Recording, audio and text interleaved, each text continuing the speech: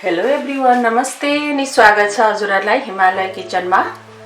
आज म हजुरहरुको लागि लिएर आएको छु सेलरोटीको रेसिपी। ल अब यसको लागि मैले यहाँ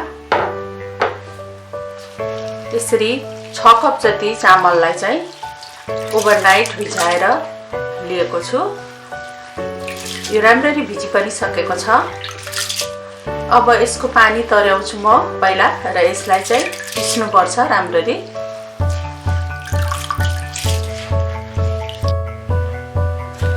ल अब यहाँ मैले एउटा ग्राइन्डिङ जारलाई लिए।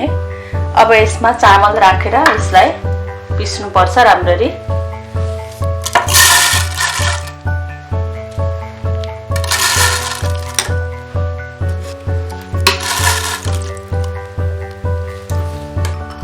र मैले यसमा राखे एक ठुलो चम्चा जति घिउ र मैले यहाँ लिएको छु 5-6 वटा जति सुकमेललाई यसरी फुटाएर त्यसको भित्रको भागलाई लिएको छु। त्यसलाई मैले राखे सबैलाई। अब यसमा थोरै पानी राख्ने। मैले चाहिँ अघि चामलबाट तर्याएको पानीलाई राखेको छु।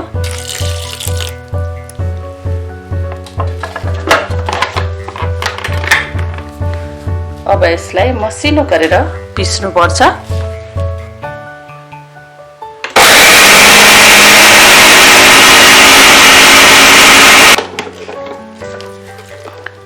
र अब यसलाई म अर्को बोलमा सार्छु।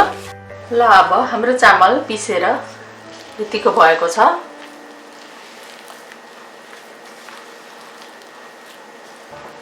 यसलाई चाहिँ एकदमै धेरै मसिनो पनि बनाउनु हुँदैन। हल्का खस्रो खस्रो भयो भने काँडा काँडा भएको रोटी राम्रो बन्छ। र पिस्दाखेरि हामीले पानी राखेको छौं। पानी राख्दा चाहिँ यो पिस्नलाई सजिलो हुन्छ।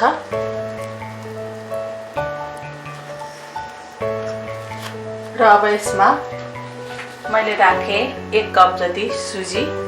यो सुजी राख्न मन पर्दैन भने नराख्दा पनि हुन्छ, अप्सनल हो, तर राख्दाखेरि राम्रो हुन्छ। त्यसैगरी 1 कप मैदा। मैदाले चाहिँ नरम र मिठो बनाउँछ रोटीलाई। 1 कप चिनी। चिनी आफ्नो इच्छाले राख्न सकिन्छ। आफुलाई कतिको गुलियो मन पर्छ त्यति। र यसमा मैले राखे आधा सानो चम्चा जति बेकिङ सोडा। अब यसलाई राम्ररी मिक्स गर्नुपर्छ।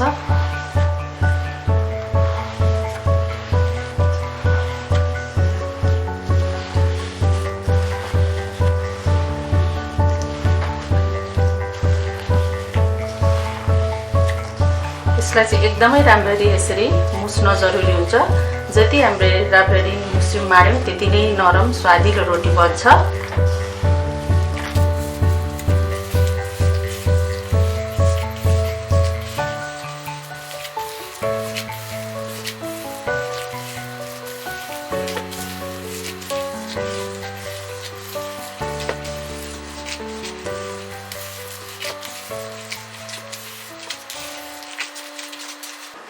ल अब यसमा बिस्तारै बिस्तारै मनतातो पानी राख्दै अनि फेरि यसलाई मुस्दै जानुपर्छ। एकैचोटी पानी चाहिँ राख्नु हुँदैन, फेरि गिलो हुन्छ। पातलो भयो भने रोटी राम्रो बन्दैन, रोटी चेप्टो बन्छ।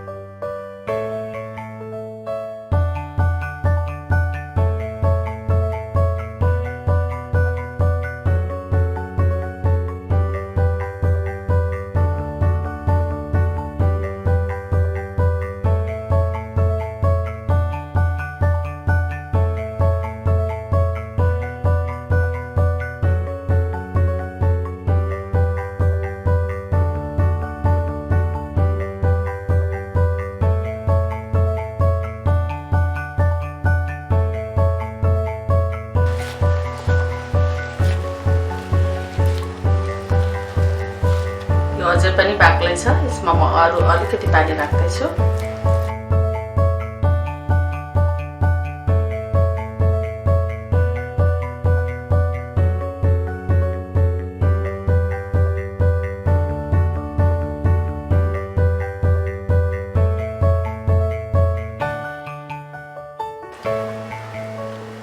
अब चाहिँ हाम्रो सेलरोटीको लागि ब्याटर रेडी भएको छ। यो यतिको हुनुपर्छ, यसरी तरल झर्ने खालको र धेरै पातलो हुनु हुँदैन।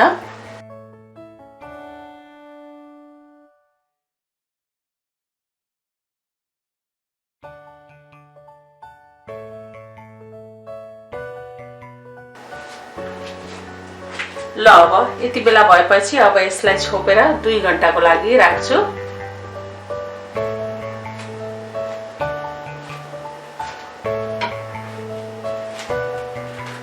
यसरी छोपेर 1-2 घण्टा राखेर अनि पकाउँदा सेलरोटी फुल्छ, नरम पनि हुन्छ, राम्रो हुन्छ।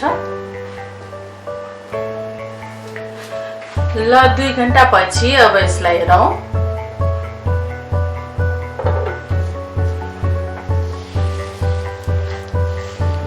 यो हल्का जमेको जस्तो भएको छ।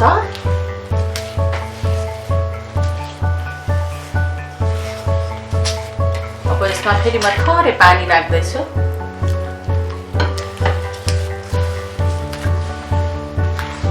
फेरि यसलाई केही बेर यसरी मजाले माड्नुपर्छ।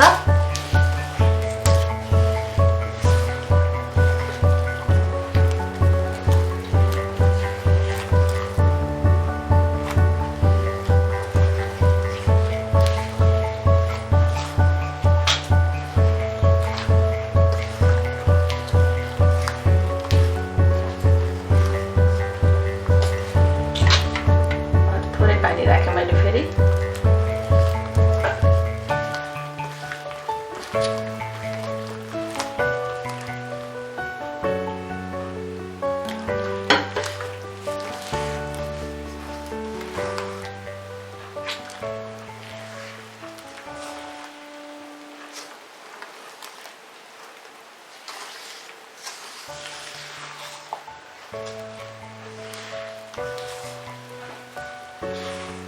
यसरी झार्दा चाहिँ यसरी राम्ररी तरल झर्ने खालको हुनुपर्छ।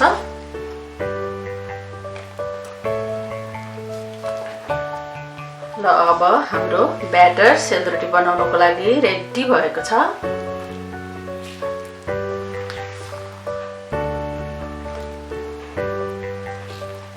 ल अब लागौँ सेलरोटी बनाउनतिर।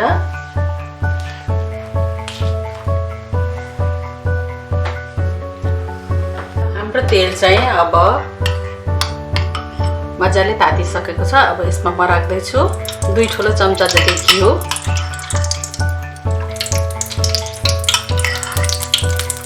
र घिउ राखेपछि फेरि 1-2 मिनट यसलाई ताप्न दिउँ। ल अब तेल मजाले तातिसकेको छ जस्तो देखिन्छ।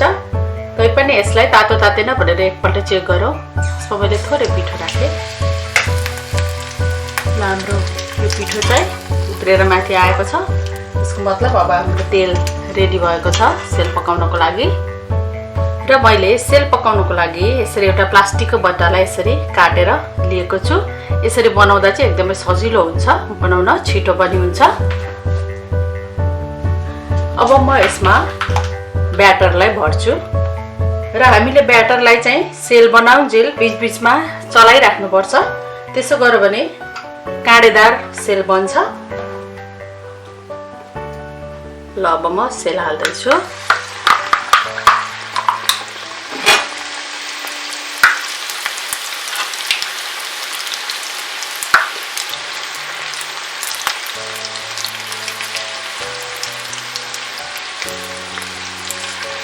अब यसलाई एक साइडबाट हल्का रातो हुने बेलासम्म पकाउनु पर्छ।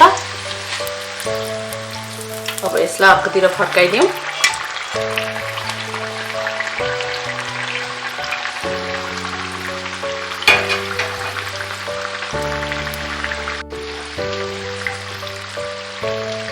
ल अब हाम्रो सेल पाकिसकेको छ। यो कस्तो राम्ररी काँडे काँडा देखिएको छ। र त्यसै गरी अब म अर्को पनि हाल्छु।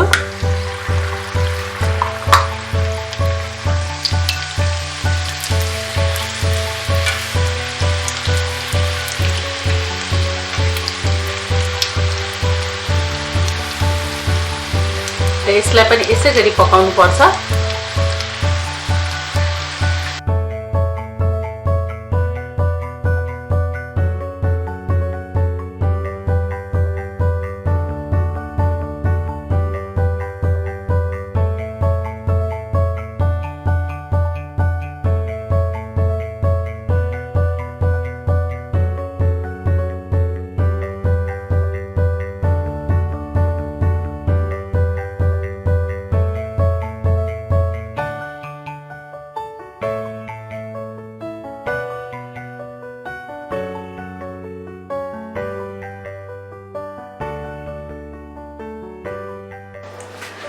ल अब यसरी यम्मी क्रिस्पी सेलरोटी बनेर रेडी भएको छ। यो काँडै काँडा भएको एकदमै राम्रो देखिएको छ हेर्दा। आशा गरौँ खाँदा पनि यो त्यति नै मिठो हुनेछ। हजुरहरू पनि यसपालिको दसैँ तिहारमा यसै गरी सेलरोटी बनाएर अवश्य पनि इन्जोय गर्नुहोला र कस्तो भयो भनेर हामीसँग अवश्य पनि सेयर गर्नुहोला कमेन्ट गरेर। हस्त यो मिठो सेलरोटीको रेसिपी हजुरहरूलाई राम्रो लाग्यो भने हाम्रो भिडियोलाई लाइक कमेन्ट सेयर गरिदिनु होला। यस्तै रेसिपीहरूको लागि हाम्रो च्यानललाई सब्स्क्राइब पनि गरिदिनु होला। सब्स्क्राइब गरिसकेपछि नजिकै रहेको नोटिफिकेसन बेललाई पनि अवश्य पनि क्लिक गरिदिनु होला। हाम्रो भिडियो हेरिदिनु भएकोमा हजुरहरूलाई धेरै धेरै धन्यवाद।